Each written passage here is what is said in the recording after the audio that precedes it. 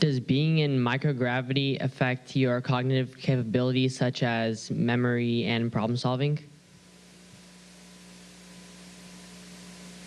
It can, and we've seen astronauts suffer from some of those challenges in the past. We do some testing on orbit to try to monitor our cognitive capabilities and our cognitive baseline based on similar testing that we perform on the ground before we leave. But we do have a phrase that we use, and that's space brain.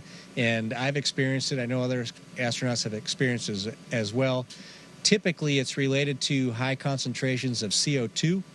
And that happens because the air does not always circulate well on the space station. In fact, air only moves if we have fans that actively blow it around the space station. So if you as an astronaut spend a lot of time in the corner of the space station breathing in and out, eventually you build up a bubble of CO2 around your head, and that can cause something called space brain, where you start to become forgetful and you start to have some cognitive impairments and not actually understand what it is you're working on. And I can tell you from personal experience, I have on previous occasions, for example, been handed a tool and told to go to a section of the space station and exchange that tool for a similar item, but with a different serial number.